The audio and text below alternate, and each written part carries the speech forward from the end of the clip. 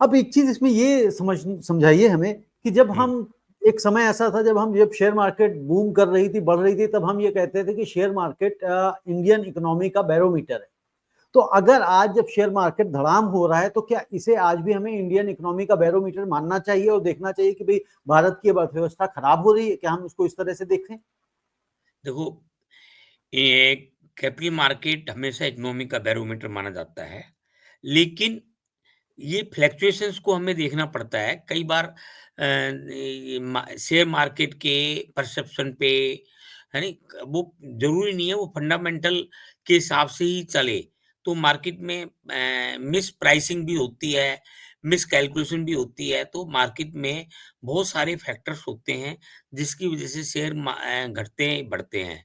तो मोटे तौर पे it is a barometer of the economy. और जैसे हमारे स्टॉक्स एक्सपेंसिव माने जा रहे हैं। पैसा पहले आप सोचो, कोविड के टाइम पे में इंडिया में पैसा आया था एफपीआई का, जी। बाहर का। और दबा के पैसा आया 3-4 साल से। और हमारा सितंबर में ऑल टाइम हाई था इंडेक्स। और उससे यदि देखें तो काफ़ी डाउन आ गया है। मिड कैप और स्मॉल कैप ये 25-25% के आसपास गिर गए हैं। और लार्ज कैप 16% के आसपास गिर गया है। तो कहने का मतलब ये है कि अ, ये इसका ये मतलब नहीं है कि कोई आज हम हमारी इकोनॉमी खराब होगी। इकोनॉमी तो हमारी अच्छी है, लॉन्ग टर्म इकोनॉमी में कोई दिक्कत नहीं है। अब सिर्फ ये है कि जो ये एक अपॉर्च्युनिटी भी है कि जो लॉन्ग टर्म इन्वेस्टर हैं, जो फंडामेंटल इन्वेस्टर हैं, उनको वैल्यू बाइंग कर सकते हैं। स्टॉक स्पेसिफिक अंडरस्टैंड करके उनको बाई कर सकते हैं, सेक्टर को अंडरस्टैंड करके बाई कर सकते हैं। क्योंकि इंडिया की स्ट्रेंथ मेंटेन्ड है, कहीं कोई घबराने की बात नहीं है। हम वर्स्ट में भी 6.5% के करीब जीडीपी ग्रो कर रहे हैं। वर्ल्ड वाइड हमारी जीडीपी जो है, वो 3% से नीचे जा रही है नी? हम्म। उसको देखते हुए अभी भी हमारी जीडीपी डबल से ज़्यादा है नी? तो तो सुभाष जी, इसमें मतलब बिल्कुल घबराने वाली बात नहीं है।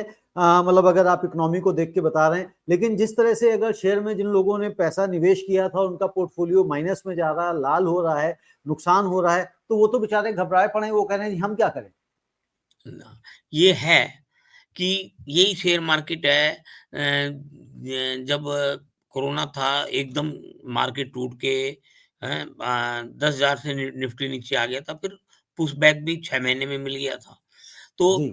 ये अब ओवरसोल्ड की पोजीशन है। जब ये हम्म। पुल बैक रैली कह लो या पुश बैक कह लो, जब ये आएगी तो मेरे को लगता है कि तेजी से भी हम जैसे के होता है ना, जी। जी। उसमें है, ऐसे रिकवरी आ जाती है नहीं? तो एकदम रिकवरी नीचे भी चली जाती है और फिर ऊपर भी ऐसे ही चली जाती है। तो हम्म। रिकवरी कभी भी आ सकती है, पहली बात। और मार्केट थोड़ा नीचे भी जा सकता है। क्यों? नीचे जाने के कारण मैं बता देता हूँ। जैसे मान लो आज डीआईआई म्यूचुअल फंड खरीद रहे हैं, तो वहाँ पे जो इंडिविजुअल इन्वेस्टर है, वो अभी पैसा उसमें डाल रहे हैं, रिडेम्पशन नहीं करा रहा। मान लो रिटेल इन्वेस्टर पैनिक में आ गया और वो हम्म। रिडेम्पशन कराता है, तो मार्केट और फर्दर डाउन चले जाएगी। वो टेक्निकल है। फर्दर भयंकर डाउन जा सकता है, 1000 पॉइंट भी जा सकता है। लेकिन मैं इस थ्योरी को इसमें फेवर में नहीं हूँ, क्योंकि retail investor in large number understand करता है कि मार्केट इंडिया का सॉलिड है।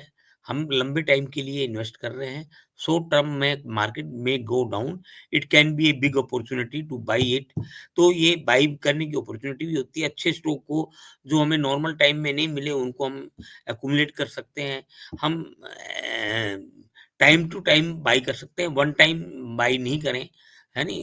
जैसे सिप का लगाते हैं मंथली बिल्कुल बेसिस उस पे, तरह से करते चले तो जाएं। हम अपना बिल्कुल। थोड़ा-थोड़ा पैसा फंडामेंटल में लगा सकते हैं।